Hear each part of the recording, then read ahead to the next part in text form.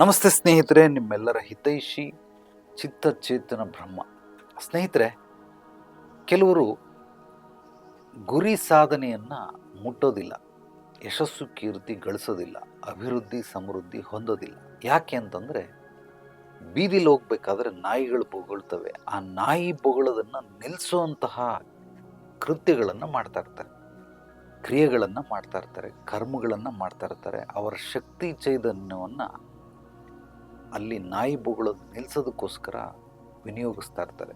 ಅವರ ಬುದ್ಧಿ ಜ್ಞಾನ, ಅವರು ಹುಟ್ಟಿರೋದೇ ನಾಯಿ ಬೊಗಳೋದನ್ನು ನಿಲ್ಲಿಸೋದಕ್ಕೆ ಅಂತ ತಿಳ್ಕೊಂಬಿಟ್ಟಿದ್ದಾರೆ. ಅವರು ಕೇವಲ ನಾಯಿ ಬೊಗಳ್ತಾ ಇದೆ, ಆ ಎಲ್ಲ ಬೊಗಳುವ ನಾಯಿಗಳನ್ನು ಬಾಯಿ ಮುಚ್ಚಿಸ್ಬೇಕು ಅನ್ನೋದು ಇವರ ಜೀವನದ ಗುರಿಯಾಗಿರುತ್ತೆ. ಆದ್ದರಿಂದ ಆ ಕೃತ್ಯಗಳನ್ನು, ಆ ಕರ್ಮಗಳನ್ನು ಮಾಡ್ತಾ ಇರ್ತಾರೆ. ನಿಜವಾಗಲೂ ಜೀವನದಲ್ಲಿ ಅವರು ಏನಕ್ಕೆ ಬಂದಿದ್ದಾರೆ, ಕಾರಣ ಉದ್ದೇಶಗಳು ಗೊತ್ತಿಲ್ಲ. ಮಾಡ್ತಾ ಮಾಡ್ತಾ ವಯಸ್ಸಾಗ್ತಾ ಆಗ್ತಾ ನಿಮಗೆ ಗೊತ್ತಾಗುತ್ತೆ ಕಾರಣ ಉದ್ದೇಶಗಳು. ಬಟ್ ಆದರೂ ಕೂಡ ಇವರು ಈ ರೀತಿ ಕೆಲಸ ಮಾಡೋದ್ರಿಂದ ಏನಾಗುತ್ತೆ, ಯಾರು ಕೂಡ ಖಂಡಿತವಾಗಲೂ ಇದರಿಂದ ಮುಂದೆ ಬರೋದಕ್ಕೆ ಸಾಧ್ಯವಿಲ್ಲ. ನಾನು ಹೇಳ್ತಾ ಇರೋದು, ನಾಯಿ ಬೊಗಳೋದನ್ನು ನಿಲ್ಲಿಸೋದಕ್ಕೆ ಸಾಧ್ಯವಾಗುತ್ತಾ? ಸ್ವಲ್ಪ ಥಿಂಕ್ ಮಾಡಿ. ನಾಯಿ ಬೊಗಳ್ತಾನೆ ಇರ್ತದೆ, ಅದ್ರ ಕೆಲಸನೇ ಬೊಗಳೋದು. ಅದನ್ನು ನಾನು ಬಾಯಿ ಮುಚ್ಚಿಸ್ಬಿಡ್ತೀನಿ. ಹೇಗೆ ಬಾಯಿ ಮುಚ್ಚಿಸ್ತೀರಾ? ಅದನ್ನು ಪಟಾಯಿಸ್ಕೊಳ್ಬೇಕಾಗುತ್ತೆ, ಅದು ತಲೆ ಸವರಬೇಕಾಗುತ್ತೆ, ಅದಕ್ಕೇನೋ ಕೊಡಬೇಕಾಗುತ್ತೆ. ಇದು ಒಂದು ನಾಯಿ ನೀವು ಮಾಡಿದ್ರೆ ನೆಕ್ಸ್ಟ್ ಇನ್ನೊಂದು ಬೊಗಳ್ತಾ ಇದೆ, ಅದಕ್ಕೂ ಕೊಡಬೇಕಾಗುತ್ತೆ ಅಂದರೆ ಲಂಚಗಳು ಕೊಡ್ತಾ ಇದ್ದೀರ. ಇದೆಲ್ಲ ಈಗ ನೀವೇನು ಅನ್ಕೊಳ್ತೀರ, ಓ ನಾಯಿ ಬೊಗಳೋದನ್ನು ನಿಲ್ಲಿಸ್ಬಿಟ್ಟೆ. ಇದೆಲ್ಲ ಮಾಡೋಷ್ಟರಲ್ಲಿ ಒಂದು ವಾರ ಆಗಿರ್ಬೋದು, ಒಂದು ತಿಂಗಳಾಗಿರ್ಬೋದು, ಒಂದು ವರ್ಷ ಆಗಿರ್ಬೋದು. ಒಂದು ವರ್ಷದಲ್ಲಿ ಈ ಒಂದು ಕೆಲಸಗಳನ್ನು ಬಿಟ್ಟು ನಿಮ್ಮ ಜೀವನದಲ್ಲಿ ನಾನು ಏನೇನು ಮಾಡ್ಬೋದಾಗಿತ್ತು, ನನ್ನ ಗುರಿಯನ್ನು ನಾನು ಅರ್ಧ ದಾರಿಗೆ ತಲುಪಿಡ್ಬೋದಾಗಿತ್ತು, ಅಥವಾ ಒಂದು ಪೂರ್ತಿ ಹೋಗಿ ಮುಟ್ಟೆ ಬಿಡ್ಬೋದಾಗಿತ್ತು. ಅದನ್ನು ಮಾಡೋದು ಬಿಟ್ಬಿಟ್ಟು ಮನುಷ್ಯ ನಾಯಿ ಬೊಗಳೋದನ್ನು ನಿಲ್ಸಕ್ಕೆ ಹೋಗ್ತಾ ಇರ್ತಾನೆ. ನಾನು ನಾಯಿ ಅಂತ ಹೇಳ್ತಾ ಇರೋದು ಏನಂದರೆ, ಕೆಲವರು ಅವಮಾನಿಸ್ತಾರೆ, ಕಾಲೆಳಿತಾರೆ, ಹೀಯಾಳಿಸ್ತಾರೆ. ಅವ್ರು ನಿಮ್ಮನ್ನು ಹೋಗೋದಕ್ಕೆ ಬಿಡೋದಿಲ್ಲ, ಡಿಮೋಟಿವೇಟ್ ಮಾಡ್ತಾರೆ. ನೀವು ಡಿಪ್ರೆಷನ್ಗೆ ಹೋಗ್ತೀರಾ, ಹೆವಿ ಪ್ರೆಷರ್ ಅನಿಸುತ್ತೆ. ಇದೆಲ್ಲ ಯಾಕಾಗುತ್ತೆ ಅಂತಂದರೆ, ನಾಯಿಗಳು ಬೊಗಳ್ತಾವೆ, ಅದನ್ನು ಗಮನಿಸೋದ್ರಿಂದ ಆಗುತ್ತೆ.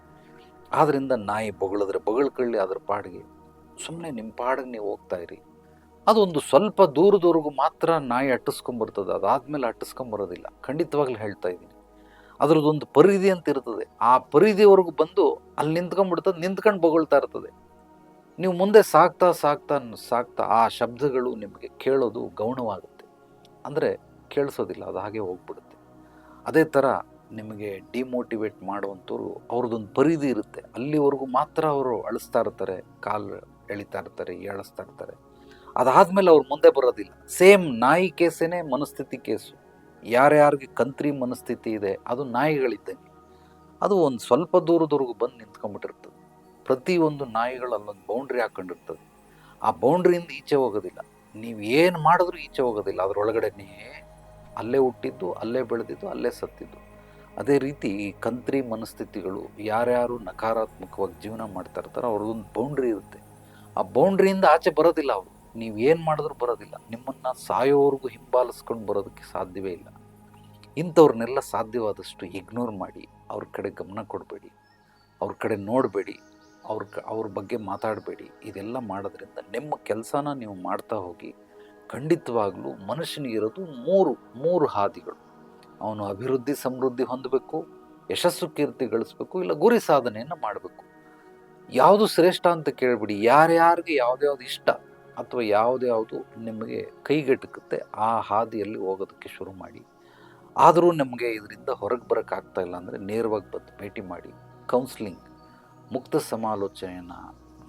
ಸಮಾಲೋಚನೆಯ ನಂತರ ಅಥವಾ ಆಪ್ತ ಸಮಾಲೋಚನೆಯಾದ ನಂತರ ನಿಮ್ಮ ಮುಂದಿನ ಹಾದಿ ಯಾವ್ಯಾವ ಹೆಜ್ಜೆಗಳನ್ನು ಇಟ್ಟರೆ ನೀವು ಇದರಿಂದ ಎಲ್ಲ ಹೊರಗೆ ಬರ್ತೀರಾ ಅನ್ನೋದನ್ನು ಮುಕ್ತವಾಗಿ ನಿಮ್ಮೊಂದಿಗೆ ಮಾತಾಡಿದ ನಂತರ, ನಿಮ್ಮ ಹಿನ್ನೆಲೆ ಪೂರ್ವಾಪರ ತಿಳಿದ ನಂತರ ಮಾರ್ಗದರ್ಶನ, ಪರಿಹಾರಗಳು ಅತ್ಯದ್ಭುತವಾಗಿ ಸುಬೋಧಿನಿ ಆಧ್ಯಾತ್ಮಿಕ ಪರಿಹಾರ ಕೇಂದ್ರದಲ್ಲಿ ಸಿಗುತ್ತೆ. ಐ ನೀಡ್ ಅಪಾಯಿಂಟ್ಮೆಂಟ್ ಅಂತೇಳಿ ನನ್ನ ವಾಟ್ಸಪ್ ನಂಬರ್ಗೆ ಒಂದು ಟೆಕ್ಸ್ಟ್ ಮೆಸೇಜ್ ಕಳಿಸಿ, ನಾನು ನಿಮಗೆ ಡೀಟೇಲನ್ನು ಕಳಿಸ್ತೀನಿ. ಓನ್ಲಿ ನೇರ ಭೇಟಿಗೆ ಮಾತ್ರ ಅವಕಾಶ. ದಯವಿಟ್ಟು ಅಪಾಯಿಂಟ್ಮೆಂಟ್ ಬೇಕಿದ್ರೆ ಮಾತ್ರ ಮೆಸೇಜ್ ಮಾಡಿ, ಇಲ್ಲಾಂದರೆ ಮಾಡೋಕ್ಕೆ ಅವಶ್ಯಕತೆ ಇಲ್ಲ. ಸೊ ನಿಮ್ಮ ಅನಿಸಿಕೆ,